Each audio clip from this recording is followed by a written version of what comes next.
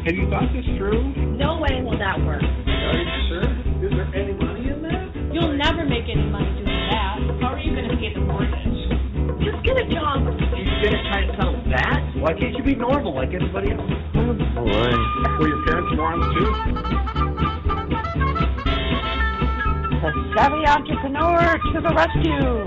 Congratulations. That really turned out well. You've done a really good job. I'm going to admit it.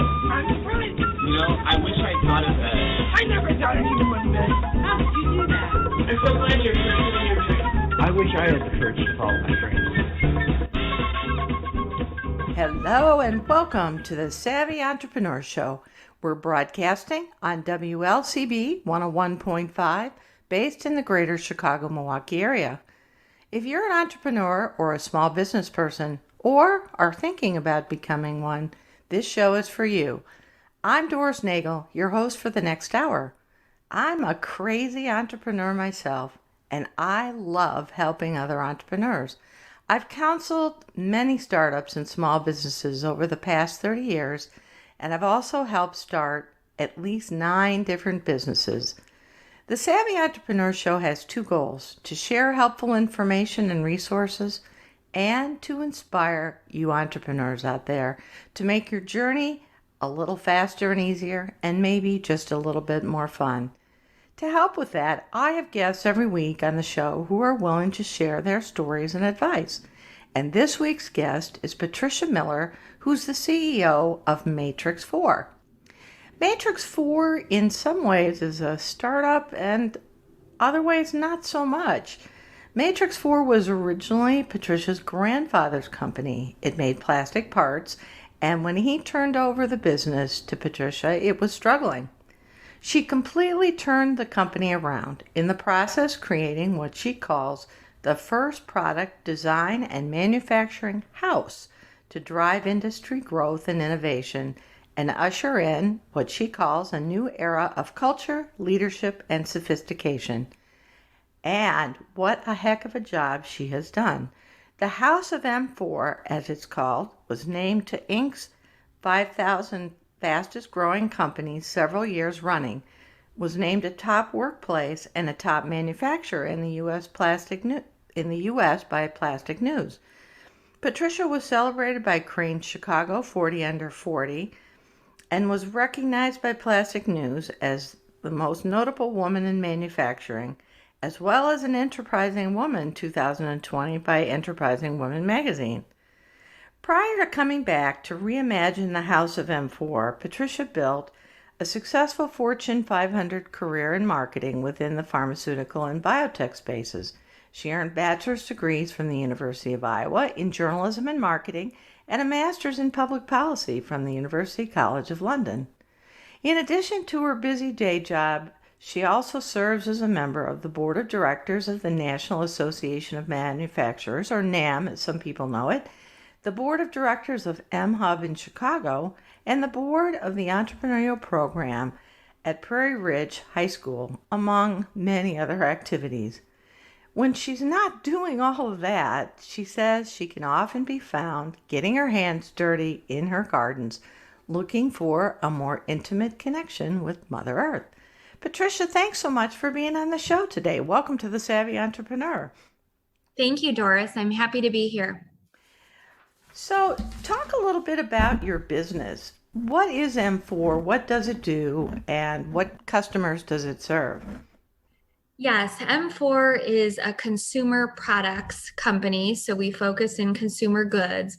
And we have an industrial design studio and a manufacturing factory in one house. We work with companies like Harley-Davidson, General Electric, L'Oreal, most of the everyday big brands that you're familiar with. And we also get excited about supporting smaller to mid-size brands as well. We focus in sustainability, so we're a durable goods company. We don't do anything in single waste plastic. And we're really interested in continuing to push sustainability, not from a greenwashing standpoint, but from what's really possible with this plastic material that we're working in, or alternates to plastic material. Well, I hope we have time to come back and touch on that a little more because that is certainly a very interesting angle and an important one for the future of our planet, right?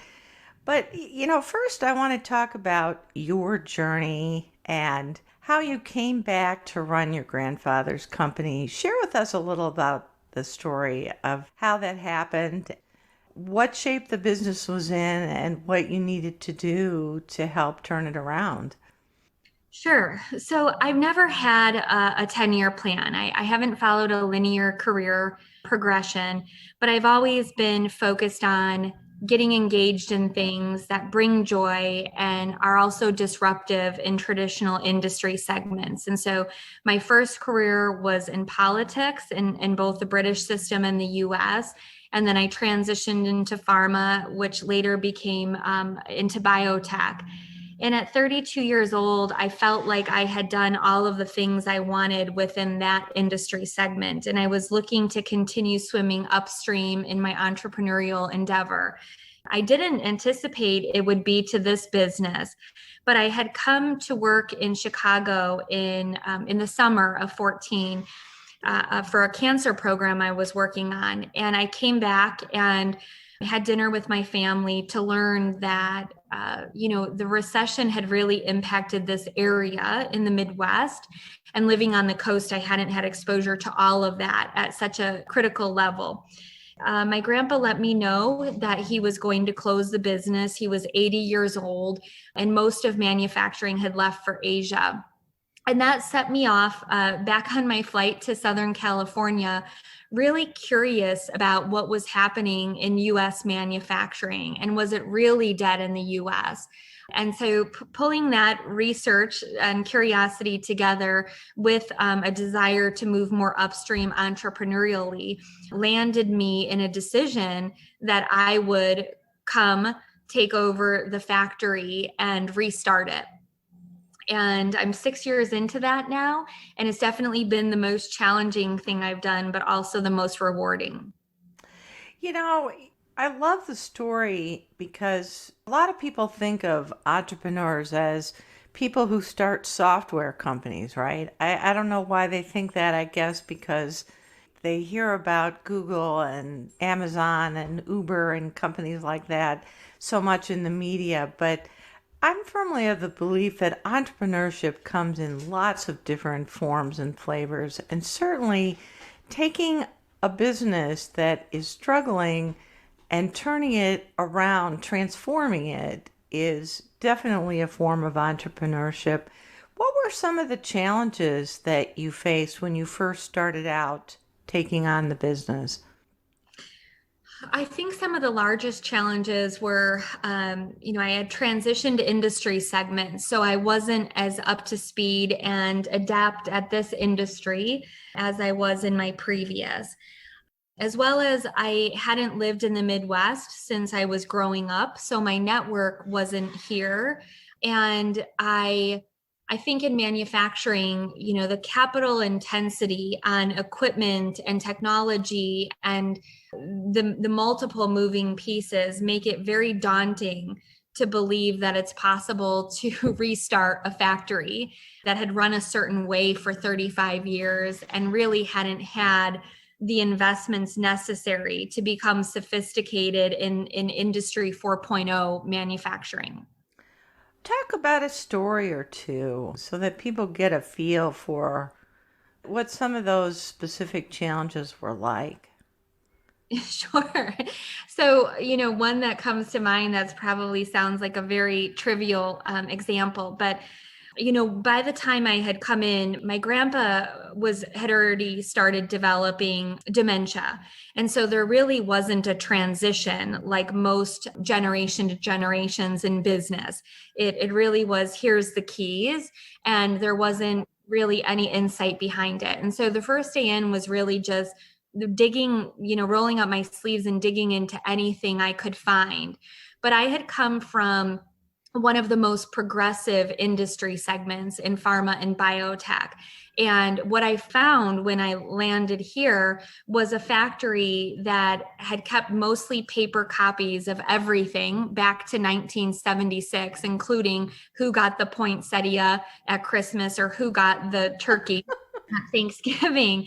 But there wasn't anything in a database or in analytics to really give me almost the cliff notes of what manufacturing and what this organization was like, down to the point that we didn't even have high-speed internet. And this was in 2014. I found there was a satellite on the roof of the business that was powering in internet, but all hardwired. We didn't have Wi-Fi.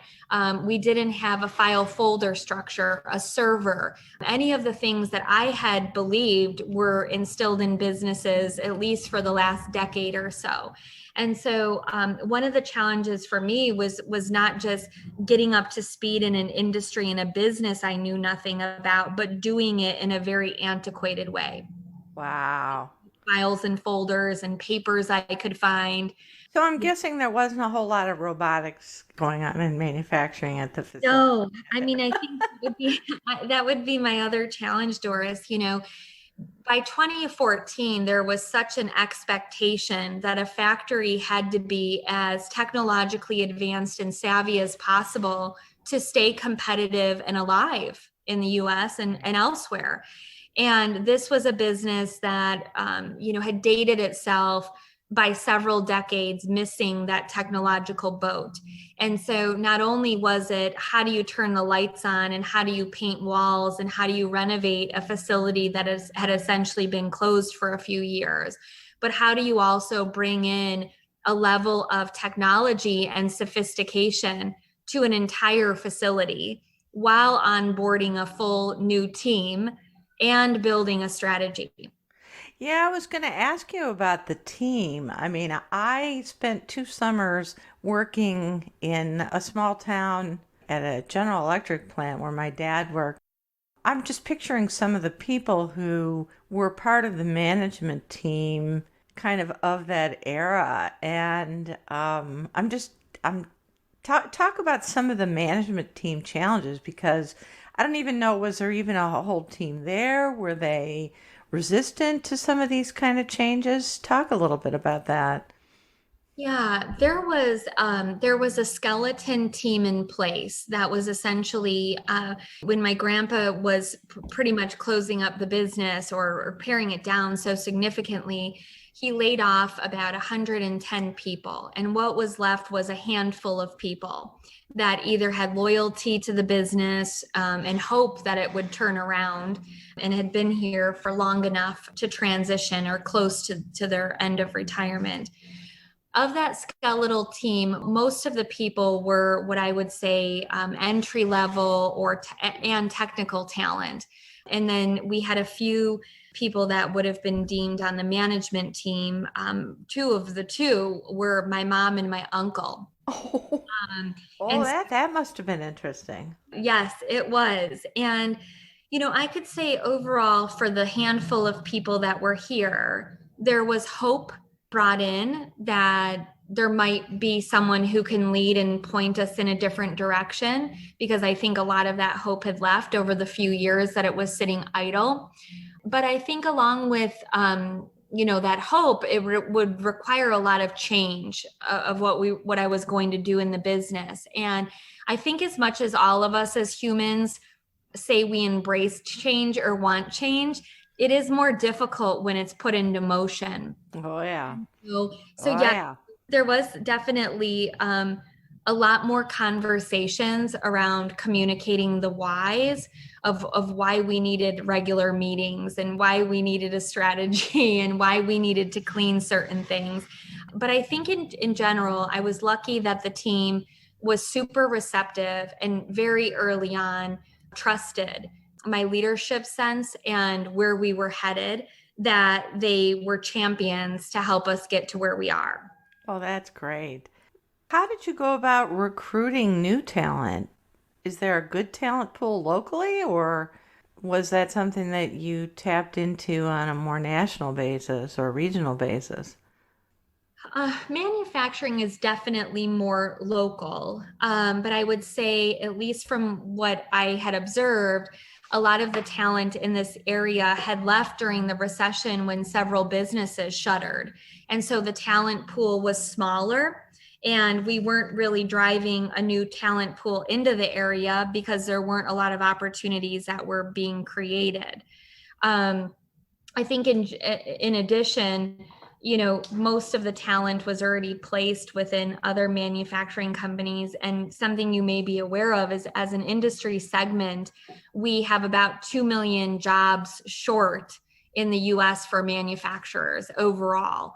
And so that shortage, in combination with the lack of workforce development that had happened over the last decade or two, as well as just the perception that had pivoted that manufacturing was seen as less than, right? Or Right. wasn't as progressive of a job or as desirable to go into, leaves it difficult to find, a strong talent pipeline. But one of the things that we focused on from the beginning was, how do you create a culture that's so good and a purpose that's so powerful that hopefully that helps drive an existing talent pool in our direction if it aligns to a team member that would make sense to have on our team. Well, it's interesting. Things that have been happening because of COVID may be changing that for the better for businesses like yours, where I think there is certainly a pool of new talent who is less interested in living in the cities. I know that only because housing prices here in the suburbs have gone up. I wouldn't have expected that as a trickle-down effect of COVID, but it seems to be the case. And so maybe that will be a boon for some of the businesses like yours who offer a great quality of life, more house for your money, stopping and smelling the roses proverbially and literally. Yeah, I hope so too. I think that as an industry, we're really focused on how do we drive more visibility to what we're doing within our four walls of each of our companies, and how do we support building back up a more robust workforce, just knowing that shortage isn't going away anytime soon. I'm envisioning some of the changes you needed to make, and you alluded to it too, are significant capital investments. How did you find funding for the changes that needed to happen? It's been challenging. Thank gosh, we've had a really strong bank relationship, and I was able to put a line of credit in place in the business in year two. But, most of the traditional funding was apprehensive to invest in a factory because they had all experienced a lot of struggle with factories closing, in that 2010, 2014 period through the recession. And so I think there was less willingness to loan a manufacturing company money, and certainly this manufacturing company money that hadn't been profitable for 3 years, and most of the traditional institutions like to see financials that are within, 3 years running of profitability. And so That's difficult for a turnaround situation. that's right. Yeah. And so thank gosh we did become profitable within that first year, but I wasn't able to show a 3-year record. And so I funded the business through that the first few years of growth. And we also lived on a shoestring budget as a business, right? And so it really was, and still is, the constant trade-off decisions around where do you put your capital and what's the best bang for the buck, what's most needed, and what will help, raise the tide for all of the boats. Well, there must have been some persuasion that happened with customers, either finding new customers or engaging current customers or maybe past customers in conversations that you were serious about a new kind of partnership, right? So that definitely, I think was one of the beautiful things about this business and one of the learnings for me. I've always believed in the need to be as transparent and authentic as possible. But I had come from an industry that was a leader and people wanted to work for and people wanted to work with. And when I came into this business, no one knew who we were and no one knew what we were about. And so being able to pull that from an internal client standpoint as well as external, was a challenge, but also became a very important piece for me. And I knew early people would have to buy into the vision of what we were going to become, because what was in front of all of us wasn't what ideally we wanted. And so I took a more proactive approach to share with clients as well as with teammates where we were headed, and to probably go into much more level of detail to that strategy so that they knew, but to also validate why we were doing those things. And then I think a lot of it also had to come with what goals and strategy we put in place, as well as being able to share the outcomes of those strategies and goals so that there could be validation that we were doing what we said we were doing and we were moving at a pace that could be digestible for our clients. What skills and knowledge do you think from your prior jobs were particularly helpful in helping turn around Matrix4? I definitely owe so much to being groomed in the Fortune 500 with Eli Lilly, what they offered for, and someone early in their career, was access to so many brilliant people and structure and examples of how things were done. So systems and processes were really important in a company that size. And so I think I got to see what good looks like, at least at a large level, and be able to take a lot of that thinking and the best parts of that thinking and pare it down to a startup scrappy level and move it forward. And so everything from, how do you build a strategy, and how do you identify needs in the market, and how do you build a strong culture, and what's important to think about, how do you ask questions, all of those things I feel like I learned, and cut my teeth on at Eli Lilly, and then had been able to translate into other career roles. And I think also, the other piece is, how do you stay aligned to a vision and not get bogged down by the circumstance, right? There's a really brilliant woman, Mary Morrissey, who always says, hold the vision, not the circumstance. And I think that's really important when you're in the trenches and things aren't going well, especially in the early days of entrepreneurship. If you can really hold on to why you signed up for this and what are you doing, it makes all of those bumps along the way a lot more feasible to stay in it.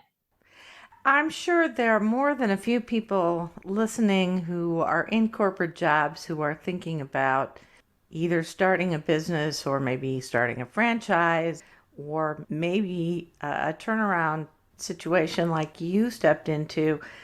You get a lot from being in a corporation, but there's probably things that they can't teach you because they're a big company. Talk about some of those kinds of things that you had to learn on the fly.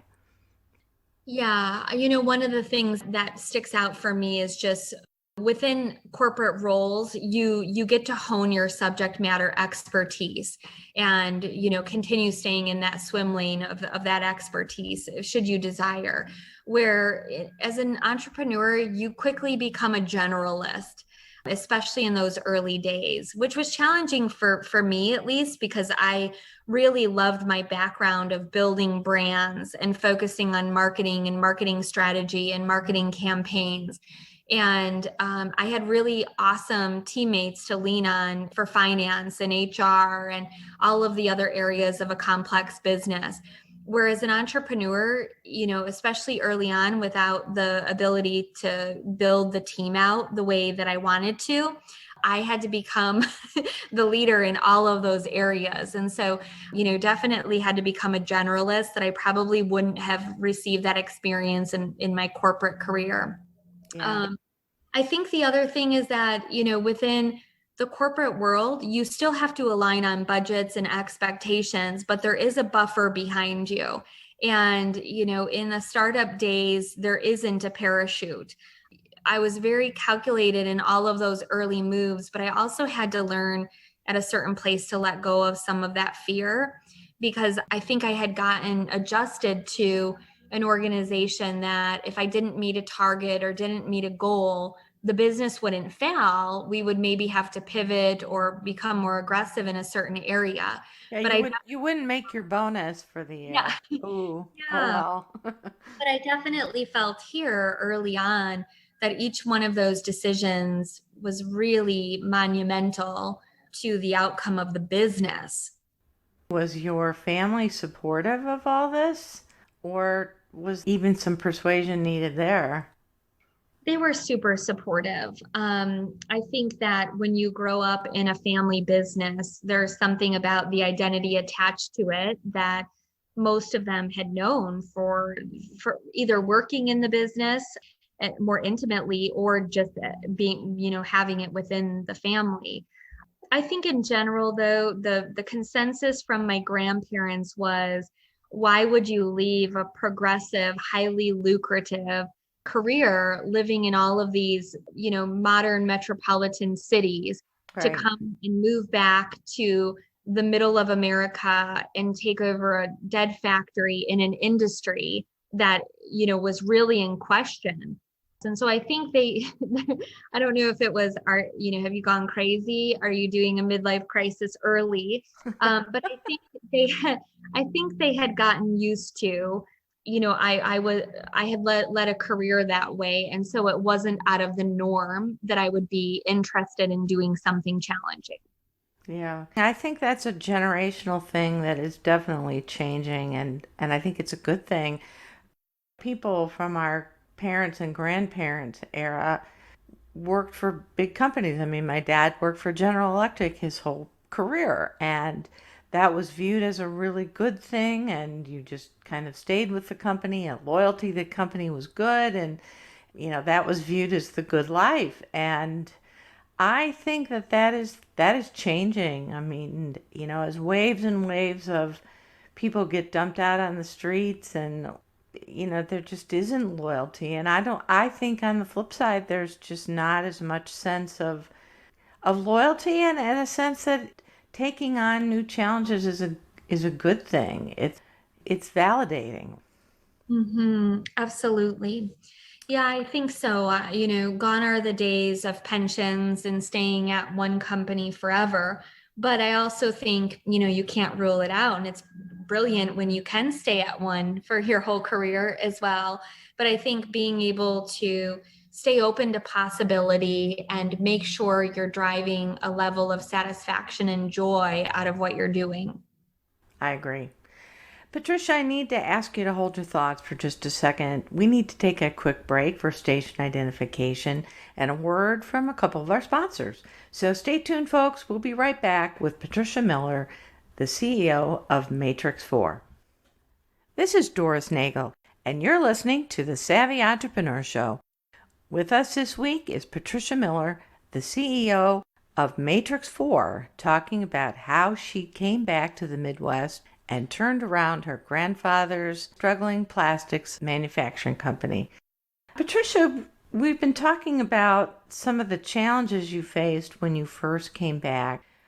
Talk about where the company has traveled and grown since you first came back in 2014, I think you said? Yes.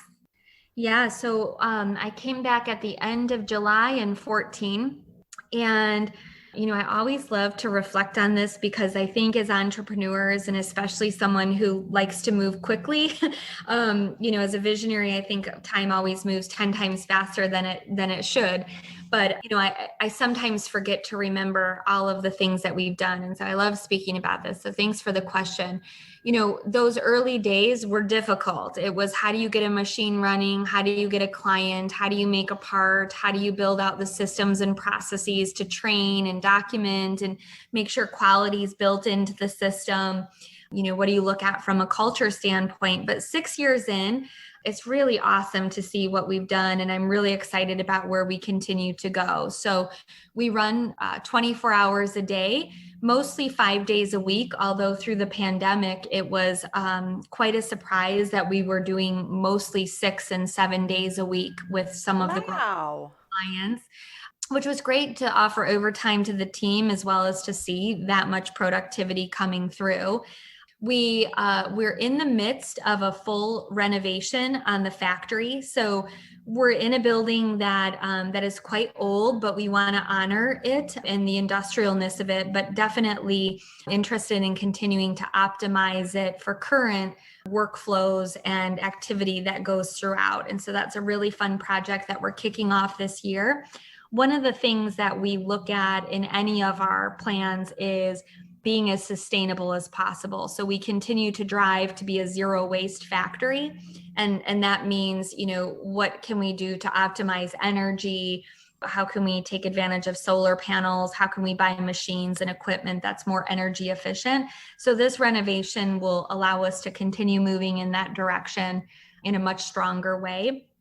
And we continue to grow with existing clients as well as add additional clients, which has been really fun to see the product mix that goes through the factory.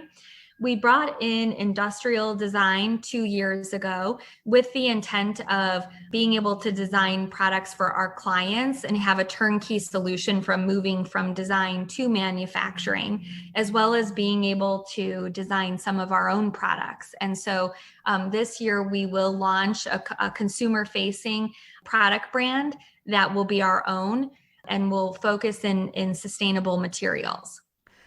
So I was going to ask you, in fact, how COVID has affected your business and your clients. And I am delighted to hear that it's been an unexpected boon for your business. How has that happened?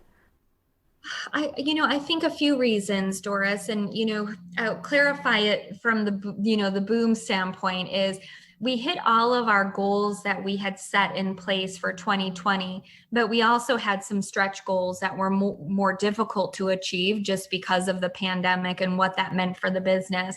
I was really reluctant to put investment in certain areas, just with so much uncertainty of what we were dealing with.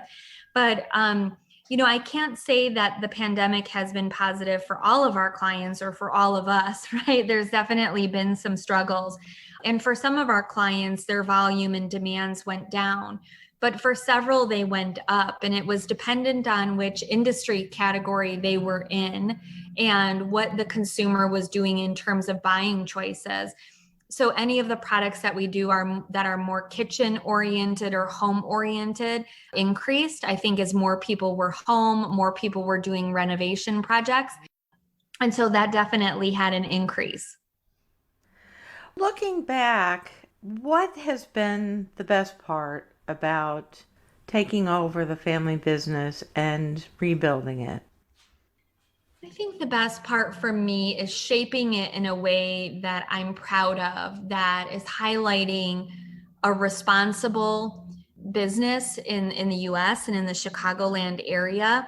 Responsible not just in terms of how do we lead and how do we drive a culture and how do we drive a strategy, but also in terms of what are we doing to be champions of what we know is right behind COVID, and that's climate change. And so we wanted to make sure that, especially since we work in plastic and have a history of working in plastic for 4 decades, how do we help shape that narrative and, provide an opportunity for clients or businesses that are working in physical products to do it in a more meaningful and sustainable way? So, flip side of that question, what's been the hardest part? I think not being able to move at the pace that I would like to. And that's, driven primarily from being the only investor in the business. I really wanted to remain in that position early on because we were charting a course that was a bit more unknown and may be perceived as less effective to an early investor that was looking for a return. I definitely wanted to create a business that was going to be sustainable and profitable, but to also take the risk at where I felt a plastics manufacturing company needed to go. A lot of the people that I talk to and counsel they have a corporate job or a more typical 9 to 5 job, and they're interested in starting their own business. And you've done both. What are some of the biggest differences you think and things that people should think about as they're considering making the leap? That's a great question. I did an entrepreneurial program through college, and I loved the classes because they felt very real world and applicable. But I didn't think for a minute I would be an entrepreneur. I really loved my corporate roles and working in the businesses that I did. What I found was that I probably have an entrepreneurial spirit, but that I was in businesses that were receptive to new thinking and ideas and would advocate for them if they were solid. And so I found that I could be very entrepreneurial within a large organization.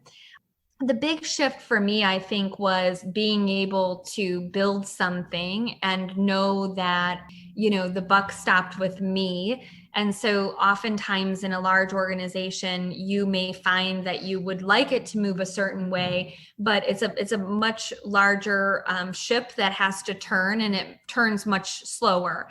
And so I was interested in being able to influence things in a quicker, more agile way, but that also had big impact for the team we were building and the community that we were in.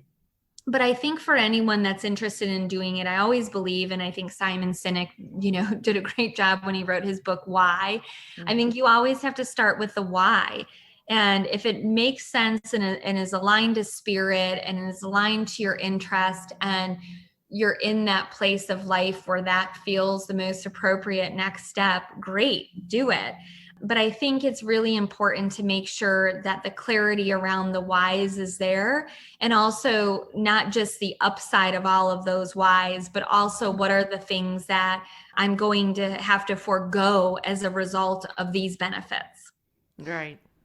What advice, looking back, would you give to other entrepreneurs who are starting on their journey?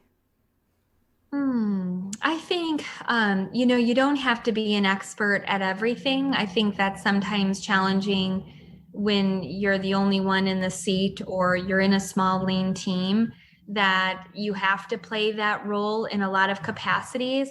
But I really think being able to lean on a support system and have your go-to advisors is really important. Early on, I made that very clear to several of the people that I trust most in their business acumen and how they lead their lives from a value system, to say, look, I need you to call me out or challenge me on this and almost serve as a board of directors for me, without the fiduciary responsibility, but to let me know what blind spot am I seeing, but also, to be able to pick someone's brain or to gain their subject matter expertise on something.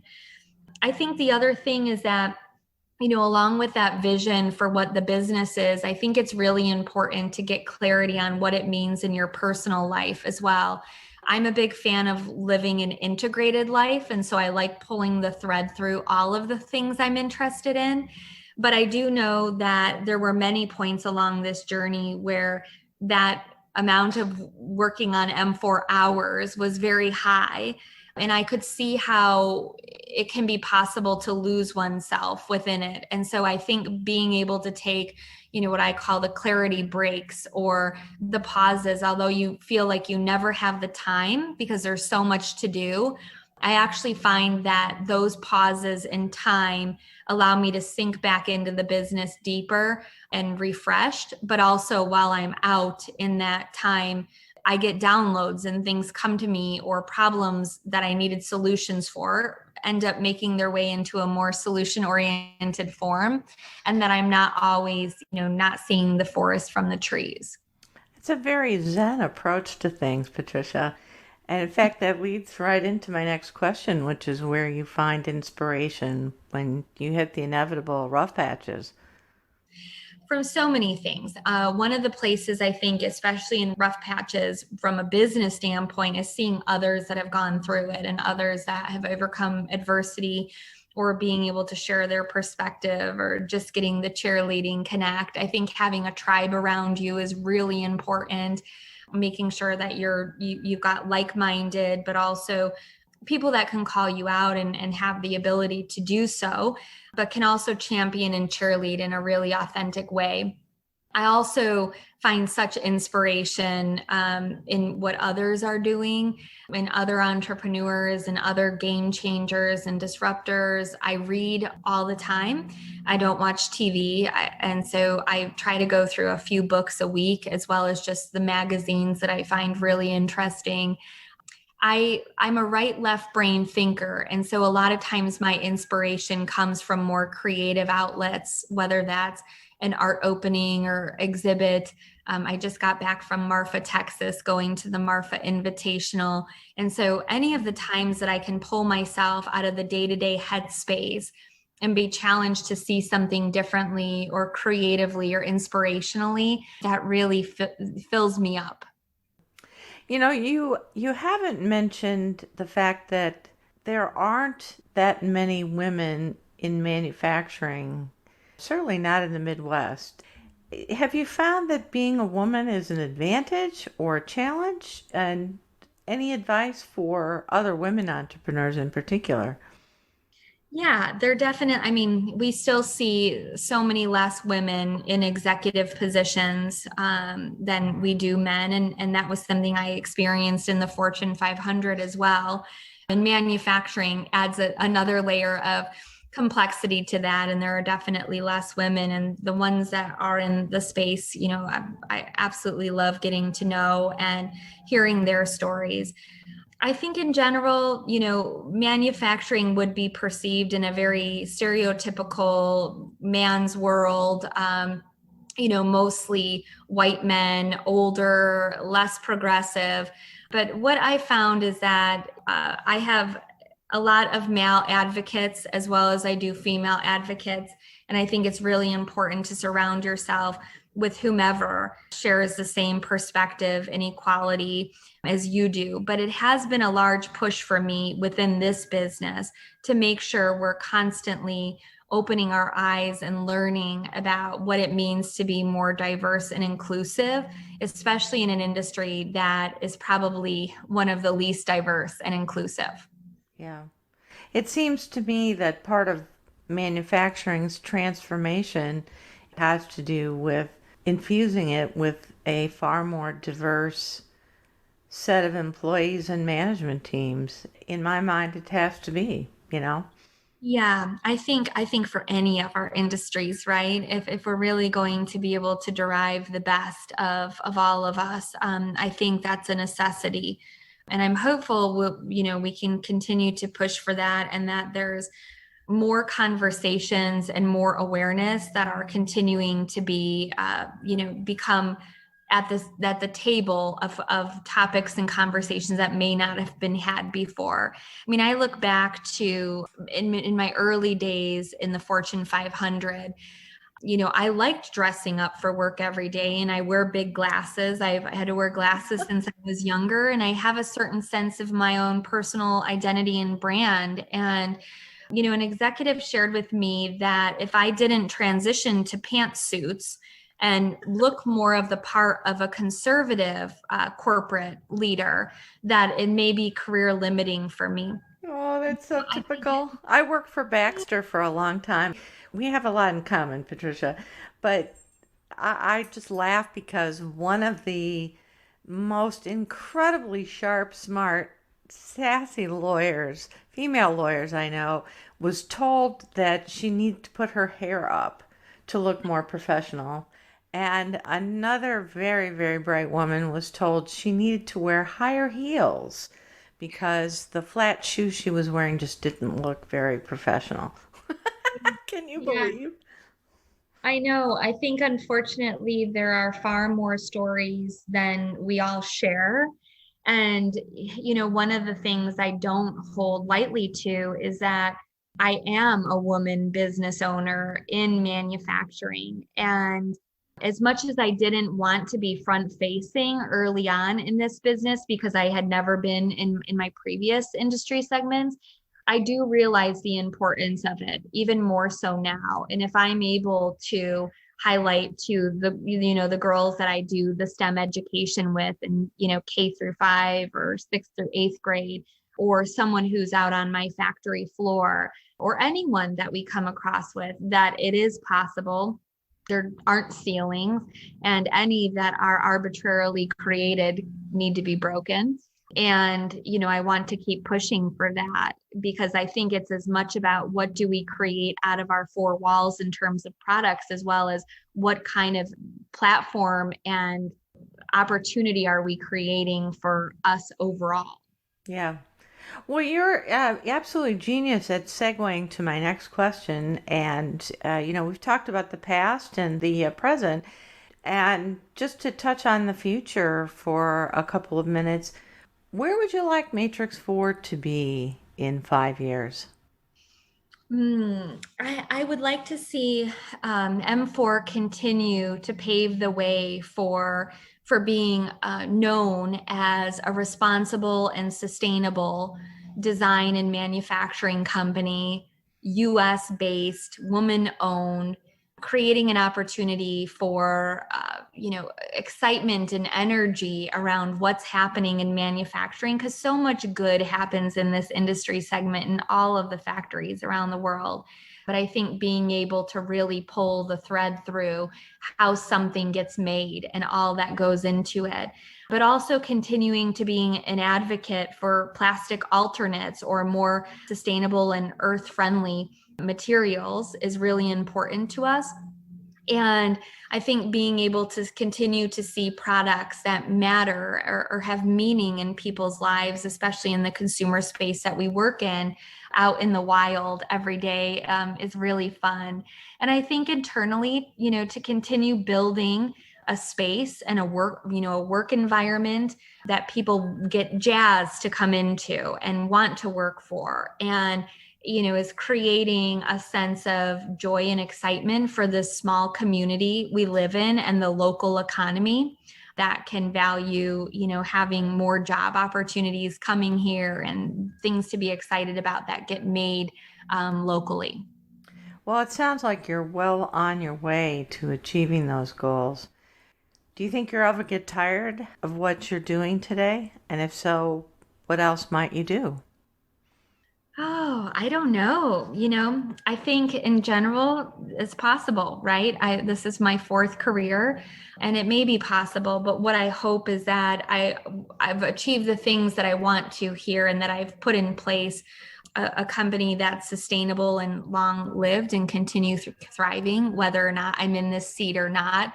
But what I feel clear about is that's not going to happen anytime soon. I feel like, I'm mid into things and only now starting to find the traction and opportunity to continue shaping and building this into what I have as a vision.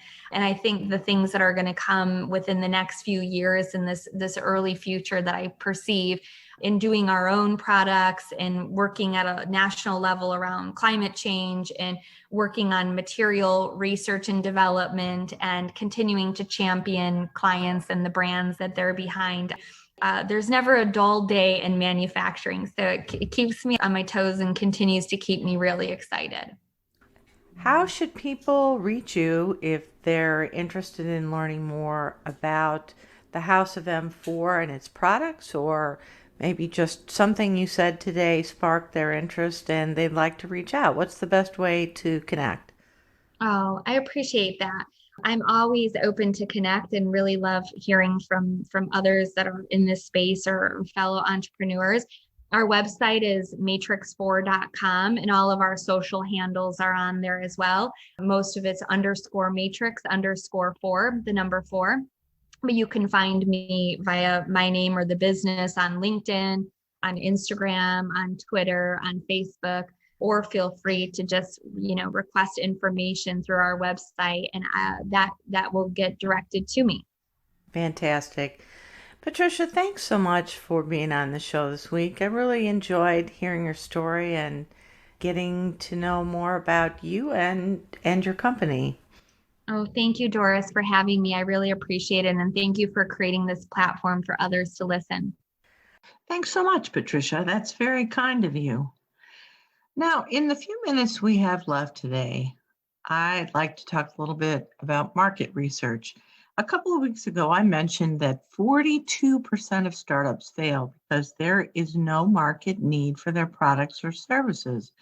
And I've since had a couple of listeners comment that this isn't surprising because most startups don't have the cash to do market research. Well, if you mean hire an expensive market research company, this may be true, but I'd argue there are usually ways to do at least some valuable market research on a budget, especially if you're creative and persistent. With that thought in mind, here are a few suggestions to get your juices flowing. My first idea is to use the internet. Some of you, or most of you hopefully, are already doing that, but look at your competitors, see how they position themselves, how long they've been in business, and where they market themselves.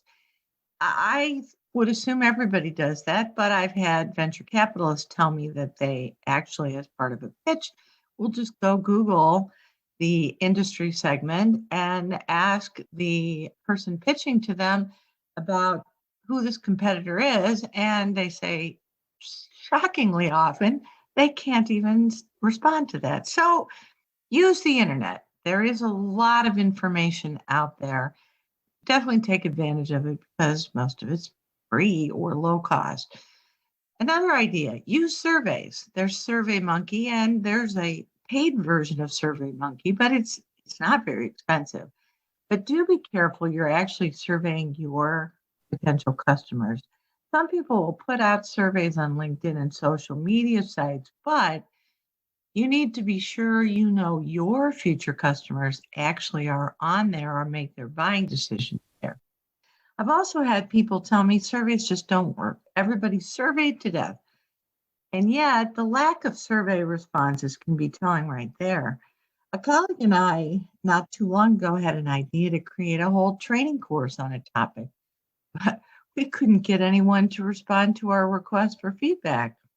We dropped the idea. We figured if no one cared enough to give us feedback on the concept, we thought it would probably be pretty darn hard to sell.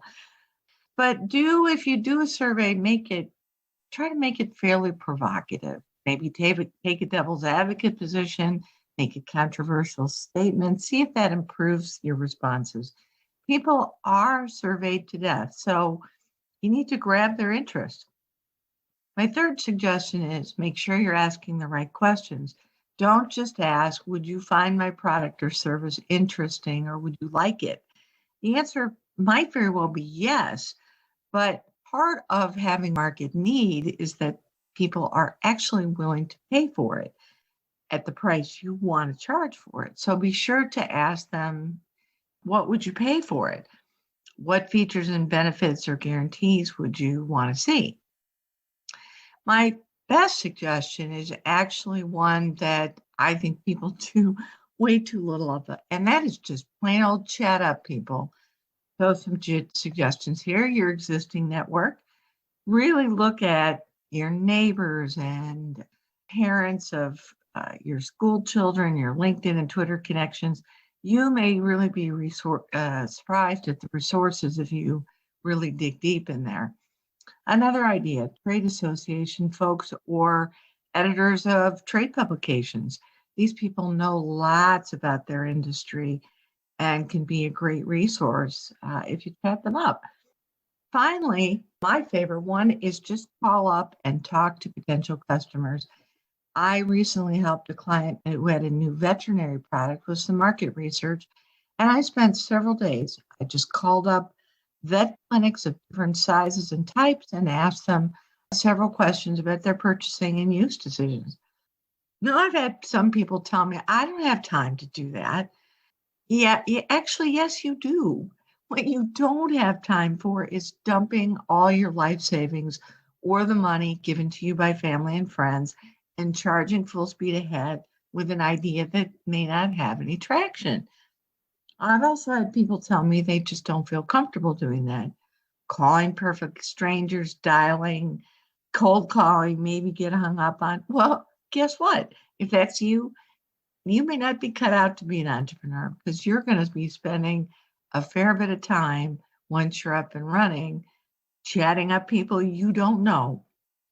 And when you're chatting up these folks, I repeat, do not try to sell them. I recently listened in on some conversations that an entrepreneur had with potential customers for a new medical device. But it was clear when he was asking the questions to these potential customers that he was trying to persuade them. And naturally, he said all sorts of positive things because it was clear that's what he wanted to hear. What you want when you're talking to all these folks is honest feedback. And you won't get that if you're trying to sell them. In fact, even consider maybe the opposite. Ask them to poke holes in your ideas. Make sure you listen to their feedback. Look to clarify, but don't push back. On that note, thanks to all our listeners. I appreciate you listening in. Thank you again, especially to our guest today, Patricia Miller, the CEO of Matrix4 or House of M4, who joined us this week to talk about how she's turned around her grandfather's struggling manufacturing business. You can find more helpful information and resources on my website, globalocityservices.com. There's a library of blogs, tools, podcasts, and other free resources there. Because this show is for you, my listeners, my door is always open for comments, questions, suggestions, or just to shoot the breeze. I'd love to hear from you. Email me at dnagel, Nagel, at lakesradio.org. You'll always get a response from me, I promise. Be sure to join me again next Saturday at 11 a.m. Central, noon Eastern. But until then, I'm Doris Nagel, wishing you happy entrepreneuring.